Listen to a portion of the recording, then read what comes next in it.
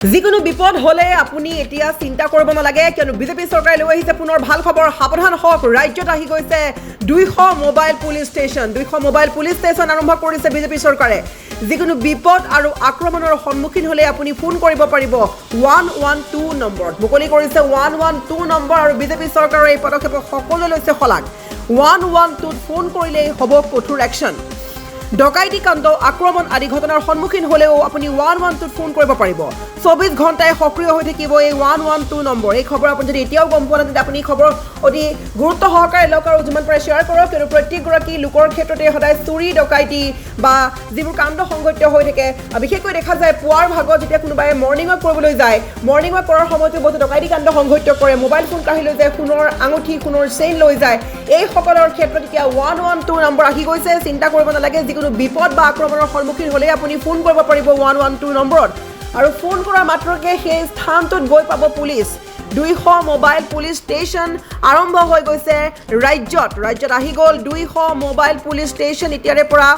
ডকাইতি কাণ্ড আক্ৰমণ যিকোনো বিপদৰ সন্মুখীন হ'লেই আপদকালীন যিকোনো বিপদৰ সন্মুখীন হ'লেই আপুনি 112 কৰিব পাৰিব ফোন 24 ঘণ্টাই সক্ৰিয় হৈ থাকিব এই 112 নম্বৰ গতিকে এতিয়াৰে পৰা কোনো চিন্তাৰ কাৰণ হ'ব নালাগে যিকোনো বিপদ আক্ৰমণৰ সন্মুখীন হ'লে আপুনি ফোন কৰিব পাৰিব 112 নম্বৰত 112 ফোন কৰিলেই হ'ব কঠোৰ একশ্যন কিয়নো ৰাজ্যত আহি গ'ল 200 মোবাইল পুলিচ ষ্টেচন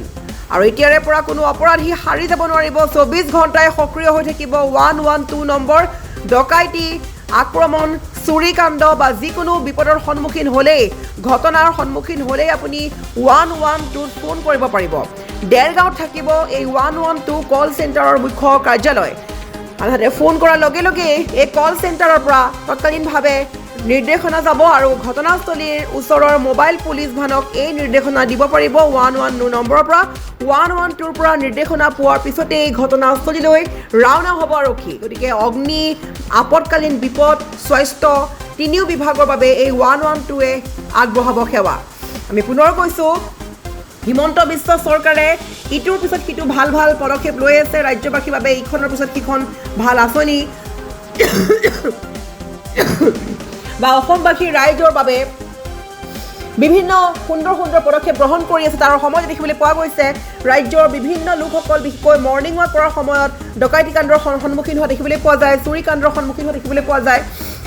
লগতে অগ্নিৰ ক্ষেত্ৰতে হওক আপদকালীন যিবোৰ বিপদ হওক স্বাস্থ্য হওক এইসমূহৰ ক্ষেত্ৰত এতিয়া তিনিও বিভাগৰ বাবে এই 112য়ে সেৱা আগবঢ়াবলৈ সাজু হৈছে এতিয়াৰে পৰা আপুনি মাথো এটা কল কৰক বিপদ অহাৰ মাত্ৰকে আপুনি ফোন কৰক 112 নম্বৰত আৰু দেৰগাঁৱত থাকিব এই 112 কল চেণ্টাৰৰ মুখ্য কাৰ্যালয় আপুনি ফোন কৰাৰ লগে লগে এই কল চেণ্টাৰৰ পৰা তৎকালীনভাৱে নিৰ্দেশনা যাব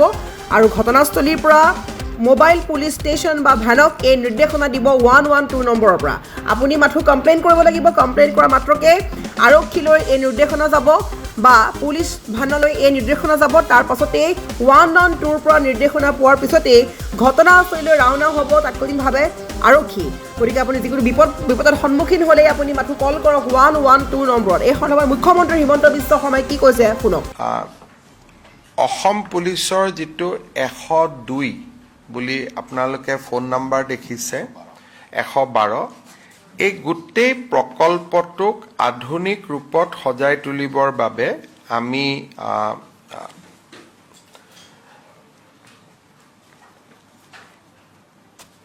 97.90 কোটি টকাৰ অনুমোদন দিওঁ এই আঁচনিটো এনেকুৱা হ'ব যে 200খন পুলিচৰ ভেন থাকিব পুলিচ ভেনত সাব ইন্সপেক্টৰ এজনৰ নেতৃত্বত সেই পুলিচ ভেনখন থাকিব 112ৰ এটা কল চেণ্টাৰ থাকিব যিটো কল চেণ্টাৰ আমি দেৰগাঁৱত প্ৰতিষ্ঠা কৰিম লাচিত বৰফুকন একাডেমীত যিকোনো মানুহে মোৰ ঘৰত চুৰ হৈছে মোৰ ঘৰত ডকাইতি হৈছে বা মোৰ ওপৰত আক্ৰমণ হৈছে 112ত ফোন কৰাৰ লগে লগে 112ই 108ৰ দৰে প্ৰথমতে আমাৰ যিটো ডেস্ক বোৰ্ড থাকিব তাত GIS সিগনেলৰ পৰা উলিয়াই ল'ব যে ঘটনাস্থলীৰ পৰা কোনখন গাড়ী ওচৰত আছে আৰু সেই গাড়ীখনক তেওঁলোকে নিৰ্দেশ দিব যে পাণবজাৰত আক্ৰমণ এটা হৈছে বা ঘটনা এটা হৈছে, আপুনি পাণবজাৰৰ কাষত আছে, আপুনি ফাঁচী বজাৰত আছে, তৎকালীনভাৱে আপোনালোকে ঘটনাস্থলীলৈকে যাওক। তাৰমানে মোবাইল পুলিচ ষ্টেচন এটা হ'ব, 200টা মোবাইল পুলিচ ষ্টেচন, য'ত নেকি 112ক ফোন কৰাৰ লগে লগে তাৰ পৰা অপাৰেটৰে ইনষ্ট্ৰাকশ্যন দিব আৰু পুলিচ ষ্টেচন বা পুলিচ গাড়ী কেইখন ঘটনাস্থলীত গৈ উপস্থিত হ'ব। এই গোটেই কামটো কৰিবৰ কাৰণে আমাক 1000জন ড্ৰাইভাৰ লাগিব, 200খন গাড়ী কেইবাটাও শিফটত হ'ব, 200খন গাড়ী লাগিব, আমাক ছফ্টৱেৰ লাগিব আৰু কণ্ট্ৰল ৰুমত এনি টাইম বহি থাকিবৰ কাৰণে 200গৰাকী ল'ৰা ছোৱালী লাগিব। এই গোটেই প্ৰকল্পটো আমি ৰূপায়ণ কৰিম আৰু তাৰ বাবে 100 কোটি টকা আজি কেবিনেটত অনুমোদন দিয়া হৈছে। এনেধৰণৰ আধুনিক 112ৰ সেৱা উত্তৰ প্ৰদেশ আৰু তেলেংগানা চৰকাৰে খুব ভালকৈ ৰূপায়ণ কৰি আছিলে। আমি এই সেৱাটো এতিয়া অসমতো আৰম্ভ কৰিম আৰু 112ত যেতিয়া কোনোবাই ফোন কৰিব, যদি মেডিকেল আৰ্জেঞ্চি হয় 112ই নিজে নিজে 108ক ফোন কৰি দিব। যদি ফায়াৰ ইমাৰ্জেঞ্চি হয় 112ই ফায়াৰক জনাই দিব। তাৰমানে এইটো হোম, পুলিচ, ফায়াৰ ব্ৰিগেড, স্বাস্থ্য তিনিওটা বিভাগত ইয়াত এটা এই 112ৰ জৰিয়তে এটা সমন্বয় সাধন কৰা হ'ব। তাৰমানে তেওঁ ভুক্তভোগীজনে 3টা ফোন কৰিব নালাগে, ফায়াৰ ব্ৰিগেডত ফোন কৰিব নালাগে, এম্বুলেন্সত ফোন কৰিব নালাগে, 112ত ফোন কৰিলেই গোটেইখিনি কাম একেলগে হ'ব। কিন্তু 108ও মুকলি থাকিব, এইটো নহয় যে 108 এতিয়া বন্ধ হৈ যাব নেকি, এইটো নহয়, 108ও থাকিব। কিন্তু 112ত ফোন কৰিলে দুৰ্ঘটনা হ'লে পুলিচে নিজে নিজে 108ক কৈ দিব যে অমুক জেগাত দুৰ্ঘটনা হৈছে, আপোনালোকে এম্বুলেন্স পঠাওক। So' health, disaster response, integrated police station আৰু এইটো 24x7 থাকিব। ৰাতি 2টা বজাতো যদি ফোন কৰে যে মোৰ ইয়াতে